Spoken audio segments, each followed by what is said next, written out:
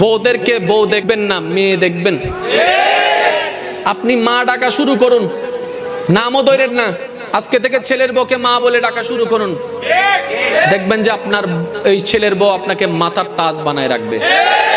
এক্ষেত্রে একটু প্রবলেম হয়, অনেক শখ আশা করে ছেলের মারা পরিবাররা অনেক দেখে শুনে ছেলেকে বিয়ে করায়, বউ আনে, আনন্দ চতুর্দিকে, কিন্তু 3, 4, 5, 6 মাস, 1 বছর পরে সেই আনন্দটা আবার অশান্তি হয়ে যায়। কেন? নিশ্চয় কোনো না কোনো জায়গায় বেজাল আছে।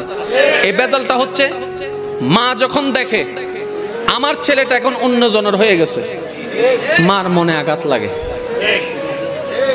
স্ত্রী যখন দেখে আমার স্বামীটা আমার শাশুড়ির পক্ষে, আঘাত লাগে। মনে রাখবেন, ছেলেটা আপনার সন্তান, ছেলেটা আপনার বউয়ের স্বামী।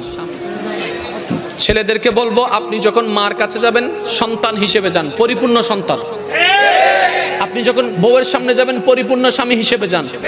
স্বামী আলাদা, সন্তান আলাদা, আমরা দুইটাকে মিশাই ফেলি বলে সংসারে অশান্তি লাগে যায়।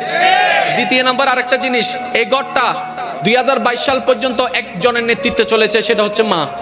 যেহেতু ছেলের বউ আসছে, 2-4টা কথা পরামর্শ তো উনিও দিবে।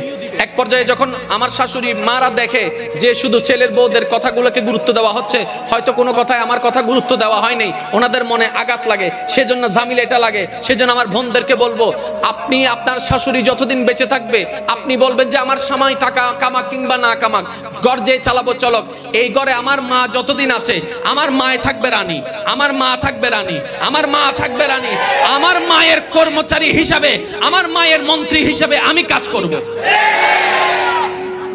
প্রত্যেকটা কাজ করার আগে মাকে জিজ্ঞেস করেন, একদিন খুশি হয়ে মা বলবে যে আজকে থেকে তোমার যা মন চায় তা করো, আমি দোয়া করি। প্রত্যেকটা কিছুর একটা সিস্টেম আছে না নাই? আমরা হুট করে দখল করে নিতে চাই, হ্যাঁ আমি পাওয়ারফুল, আমার কথাই শুনতে হবে না, এইভাবে শোনানো যায় না। ভালোবাসা দিতে থাকুন, একদিন জয় আপনার আসবে।